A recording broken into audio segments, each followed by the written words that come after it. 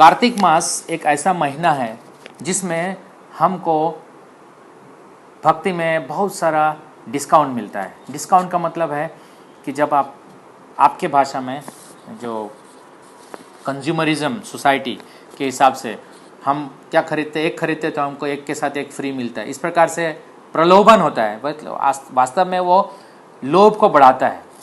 लेकिन हमको लोभ को बढ़ाने के लिए हमारा जो है लोभ होना चाहिए, कृष्ण को प्राप्त करने का लोभ होना चाहिए। तो भगवान कृष्ण ये खुद देते हैं। ये कार्तिक मास है।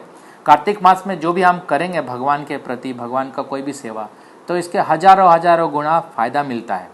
तो भगवान स्वयं ये महीना जिनके नाम कार्तिक मास है, कार्तिक अर्थात राधा रानी का नाम है, क्योंकि राधा रानी के माता जी का नाम है कीर्तिदा, है ना। राधा रानी का एक और नाम है कार्तिक।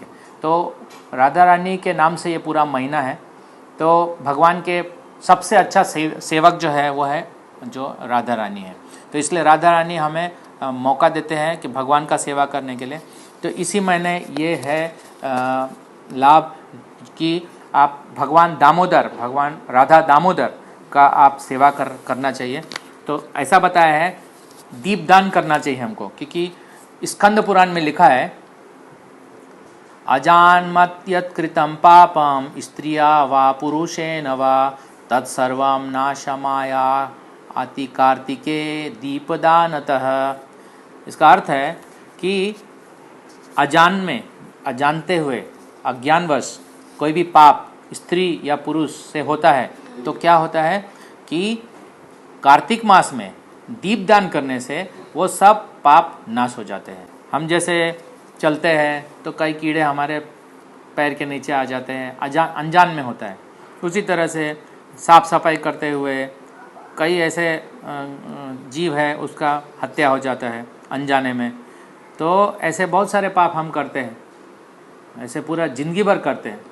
तो उसका निवारण है कि आप, इसका मतलब यह है कि हम अज्ञान में जो होता है, अनजाने में होता है, तो उसको बचने के लिए भगवान ने ही बताया है कि ये करने से क्या होगा। मतलब स्कंद पुराण में बताया गया है कि दीप दान करना चाहिए। अच्छा, अभी दामोदर का मतलब क्या है? दाम उदर, यह है भगवान कृष्ण। इस लीला में दाम उदर, दाम मतलब होता है रस्सी, उदर का मतलब होता है पेट या कमर, है ना। तो भगवान को माता यशोदा ने इस महीने बांध दिया था और वो दिन था दीपावली का। तो दीपावली के दिन भगवान को बांध दिया गया था। इसी तरह से जो त्रेता युग था, त्रेता युग में दीपावली के दिन ही भगवान रामचंद्र वापस आए थे अयोध्या। तो उस उपलक्ष्य में सभी अयोध्यावासी ने दीप जलाकर पूरा अयोध्या में खुशी मनाए भगवान के वापस आने के। तो हम पूरा महीना क्या करते हैं, ये दीप दान करते हैं भगवान को। अब दीप दान कैसे करना है? करना ऐसे है कि एक दीप जलाइए घी के, और उसमें क्या करना है, भगवान के चरण में, ऑफ कोर्स पहले श्रील प्रभुपाद को प्रणाम करके भगवान के चरण में 3 बार घुमाइए, भगवान के कमर में 2 बार घुमाइए, और भगवान के मुखमंडल पर 4 बार घुमाइए, और पूरा शरीर के ऊपर 7 बार घुमाइए। और ये दीप ये भाव से हमें करना है कि भगवान मैं सक्षम नहीं हूँ, परंतु आपके भक्तों के कृपा से, गुरु के कृपा से मैं ये दीप दान करने का प्रयास कर रहा हूँ, और इसके स्वीकार कीजिए। ऐसे करके आप दीप दान कीजिए, और फिर बाद में दीप को तुलसी महारानी के पास रख दीजिए, या फिर घर में किसी ऊंचे स्थान पर रख सकते हैं। ठीक है, इस प्रकार से आप दीपदान कर सकते हैं।